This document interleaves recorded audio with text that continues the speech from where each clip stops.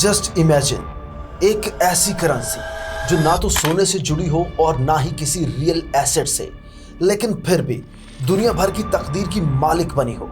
Just imagine एक ऐसा मुल्क जिसका उस करेंसी पर मुकम्मल कंट्रोल है, जितने चाहे नोट छाप सकता है, वो उनसे जंगें लड़ सकता है, हुकूमतें गिरा सकता है और फिर उन्हीं बर्बाद मुल्कों को सूद पर कर्ज देकर रीबिल्डिंग का मसीहा भी बन सकता है। ये कोई अफसानवी कहानी नहीं, बल्कि यही हकीकत है अमेरिकन डॉलर की। और ये सब हासिल करने के लिए एक इंतहाई शातिराना साजिश तैयार की गई, एक ऐसी साजिश जिसे दुनिया ब्रेटन वुड्स सिस्टम के नाम से जानती है।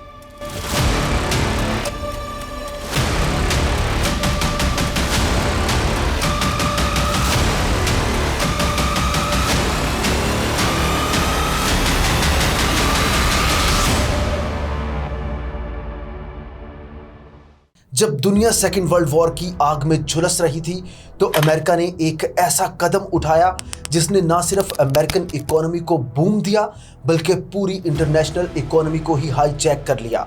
जंग की राख से ना सिर्फ एक नई सुपर पावर उभर कर सामने आई, बल्कि एक इंटरनेशनल बैंकर बनकर उभरा यूनाइटेड स्टेट्स ऑफ अमेरिका। इस इंटरनेशनल बैंकर ने जो नया सिस्टम बनाया वो इंसाफ या खुशहाली के लिए नहीं था, बल्कि वो तो सिर्फ एक मकसद के लिए बनाया गया था, और वो मकसद था अमेरिका को हमेशा के लिए दुनिया के तख्त पर बिठाना। आज हम आपको दिखाएंगे कि करेंसी को कैसे एक हथियार बनाया गया और डॉलर को दुनिया के लिए गुलामी की जंजीर। ये ब्रेटन वुड्स की कहानी है जिसमें अमेरिका ने बगैर एक भी गोली चलाए पूरी दुनिया पर कब्जा कर लिया। आज हम आपको समझाएंगे कि ये पूरा सिस्टम काम कैसे करता है। महीना था जुलाई 1944 का। सेकेंड वर्ल्ड वॉर अभी खत्म नहीं हुई थी। यूरोप राख का ढेर बन चुका था।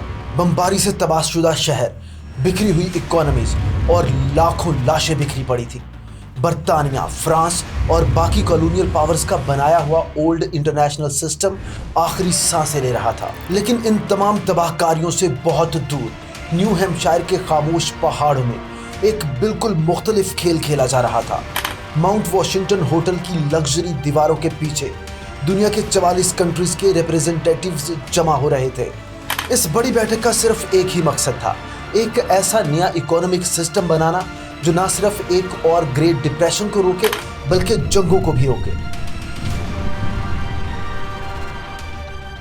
लेकिन तकारीर, तस्वीर और सफारती मुस्कुराहटों के पीछे एक तल्ख हकीकत छुपी हुई थी, और वो हकीकत ये थी कि अमेरिका अब सबसे ज्यादा ताकतवर बन चुका था।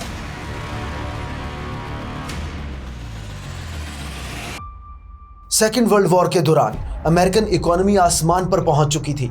उसकी फैक्ट्रियां दिन रात काम कर रही थी। उसके गोल्ड रिजर्व दुनिया के 2/3 से भी ज्यादा पर पहुंच चुके थे। वहीं दूसरी तरफ बर्तानिया दिवालिया और फ्रांस घुटनों पर आ चुका था, जबकि जर्मनी और जापान तो थे ही दुश्मन, और रहा सोवियत यूनियन तो उसको तो इस मीटिंग में बुलाया ही नहीं गया था। ये कोई इंटरनेशनल कॉन्फ्रेंस नहीं थी, बल्कि ये तो एक तरह की अमेरिका की ताजपोशी थी।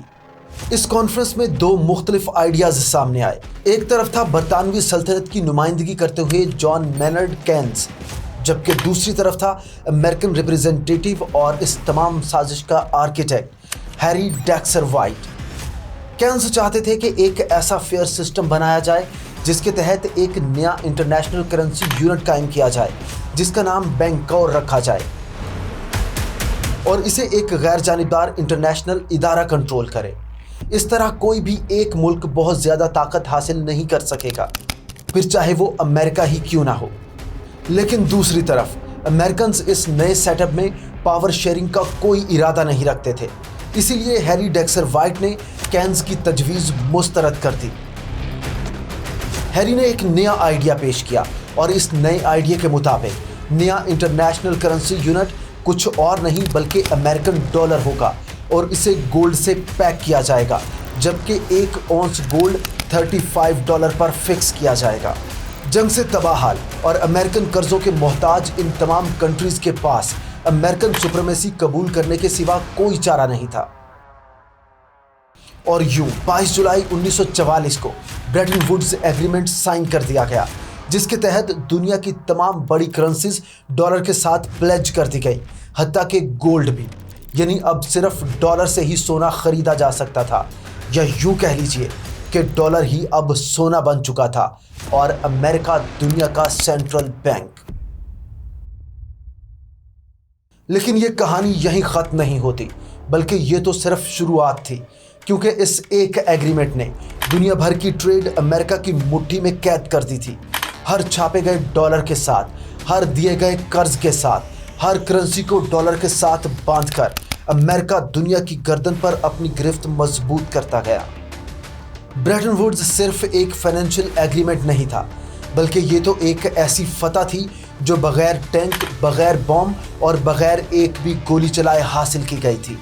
अभी ब्रेटन वुड्स एग्रीमेंट की स्याही खुश्क भी नहीं हुई थी कि एक नया इंटरनेशनल सिस्टम जन्म ले चुका था, और 1945 के बाद से अगर किसी भी मुल्क को तेल खरीदना हो, कर्ज वापस करना हो या इंटरनेशनल ट्रेड करना हो, तो उसे डॉलर चाहिए होता, ना तो सोना, ना ही अपनी करेंसी, सिर्फ एक ही चीज, बस डॉलर। जैसा कि 1971 में अमेरिकन फाइनेंस मिनिस्टर जॉन केनाली ने एक बार बड़ी बेबाकी से कहा था कि डॉलर करेंसी हमारी है, लेकिन ये मसला तुम्हारा है। ब्रेटन वुड्स के साथ दो और इंस्टीट्यूट इस्टेब्लिश किए गए, IMF यानी इंटरनेशनल मॉनिटरी फंड और वर्ल्ड बैंक। बज़ाहिर तो इनका मकसद जंगज़दा ममालिक की बहाली और दुनिया में इस्तेहकाम लाना था, लेकिन हकीकत में ये दोनों इदारे वाशिंगटन के फाइनेंशियल वेपन्स बन चुके थे। इन इदारों में सबसे ज़्यादा वोटिंग शेयर अमेरिका के पास था, जिसके साथ वो हर बड़े फैसले पर वीटो पावर रखता था, और ये सिलसिला आज तक जारी है। IMF का असल काम करेंसीज को अस्टेबल करना था, लेकिन वो कंट्रीज पर स्ट्रक्चरल एडजस्टमेंट प्रोग्राम्स मुसल्लत करता रहा।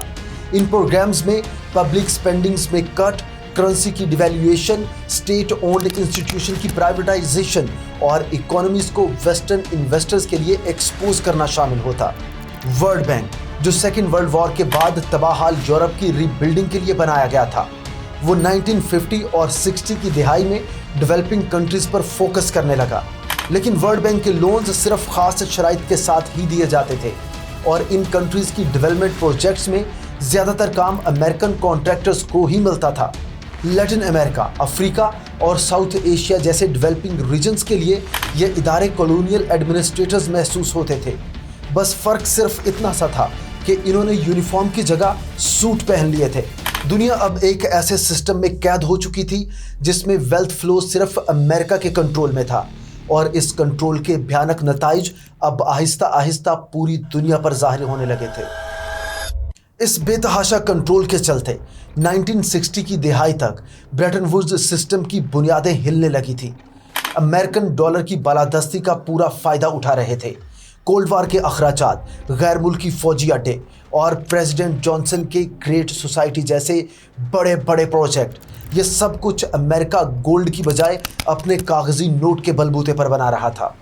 लेकिन इस अमेरिकन खुशहाली और बाकी दुनिया की बदहाली के नीचे एक ख़तरनाक तूफान जन्म ले रहा था।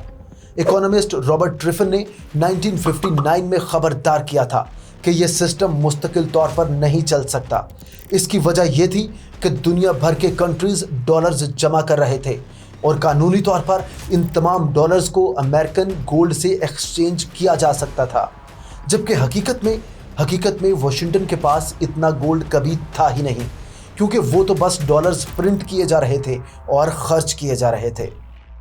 मसला उस वक्त बढ़ा जब यूरोपीय ममालिक, ख़ास तौर पर फ्रांस ने डॉलर को सोने में कन्वर्ट करना शुरू किया।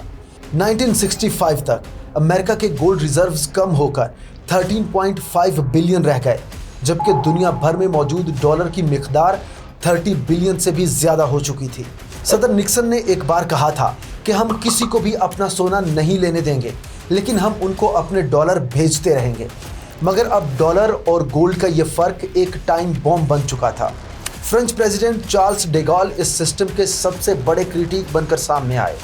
4 फरवरी 1965 को अपने तारीखी खिताब में डिगॉल ने डॉलर के इंटरनेशनल स्टेटस को खुलेआम चैलेंज किया और ऐलान किया कि अमेरिका को इंटरनेशनल फाइनेंस सिस्टम पर काबिज नहीं होना चाहिए। दूसरे यूरोपीय ममालिक जैसे जर्मनी, बेल्जियम और नीदरलैंड्स ने भी यही रविश इख्तियार कर ली और 1961 में कायम होने वाला लंदन गोल्ड पूल, जिसका मकसद सोने की कीमत को 35 औंस पर बरकरार रखना था, वो आहिस्ता आहिस्ता टूटने लगा। मार्च 1968 में गोल्ड मार्केट में अफरा तफरी मच गई और बाइंग पैनिक शुरू हो गया। अमेरिका को मजबूरन लंदन गोल्ड मार्केट आर्जी तौर पर बंद करना पड़ी, जिससे प्राइवेट इदारों के लिए सोने में डॉलर को कन्वर्ट करना बंद हो गया। अमेरिका उसी जाल में फंस चुका था जिसका ट्रिफन ने खदशा जाहिर किया था, यानी अगर ज़्यादा डॉलर छापोगे तो सिस्टम रुक जाएगा और अगर कम छापोगे तो दुनिया की तिजारत रुक जाएगी, और इसी को कहा जाता है ट्रिफन डायलेमा। 1971 तक ब्रेटन वुड्स सिस्टम एक कच्चे धागे से लटक रहा था जो किसी भी वक्त टूट सकता था। अमेरिका ने जितने डॉलर छाप रखे थे उसके पास उसके बराबर सोना मौजूद ही ना था। कई कंट्रीज, खासतौर पर फ्रांस और वेस्ट जर्मनी, अपने डॉलर वापस करके सोना लेने के लिए कतार में खड़े थे, लेकिन उस वक्त तक अमेरिका के पास सिर्फ 10 बिलियन डॉलर का सोना बचा था, जबकि दुनिया भर में डॉलर के क्लेम्स 60 बिलियन डॉलर से ऊपर जा चुके थे। 15 अगस्त 1971 को प्रेसिडेंट रिचर्ड निक्सन ने टेलीविजन पर बराह रास्त कौम से खिताब किया। उन्होंने ऐलान किया कि मैंने सेक्रेटरी ऑफ द ट्रेजरी को हिदायत की है कि वो आर्जी तौर पर डॉलर को सोने में तब्दील करने की फैसिलिटी को मुअत्तल कर दे, लेकिन ये आर्जी मुअत्तली फिर कभी बहाल ना हो सकी और ये फैसला मुस्तकिल बन गया। सिर्फ एक तकरीर के जरिए गोल्ड स्टैंडर्ड दफन कर दिया गया।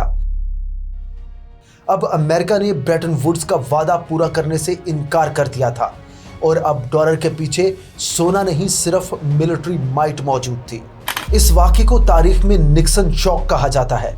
अगले दिन न्यूयॉर्क टाइम्स ने लिखा था कि डॉलर अब दुनिया का मरकज नहीं रहा, यह सिर्फ एक फ्लोटिंग पेपर बन चुका है। ब्रेटन वुड्स खत्म हो चुका था, लेकिन यहाँ एक और हैरत अंगेज मोड़ आया, क्योंकि यहाँ अमेरिकन सुप्रीमेसी खत्म नहीं हुई बल्कि वो तब्दील हुई और पहले से भी ज़्यादा खतरनाक शक्ल इख्तियार कर गई। डॉलर, जिसे इतने बड़े धोखे के बाद दफन हो जाना चाहिए था, वो भी बच गया, बल्कि वो वापस लौटा, लेकिन इस बार किसी एग्रीमेंट के तौर पर नहीं, बल्कि एक हथियार बनकर, एक ऐसा हथियार जो गोल्ड की बजाय ऑयल, जंगी ताकत और खौफ के सहारे खड़ा था। लेकिन पेट्रो डॉलर की ये मकाराना कहानी सुनने के लिए आपको इंतजार करना होगा नेक्स्ट एपिसोड का।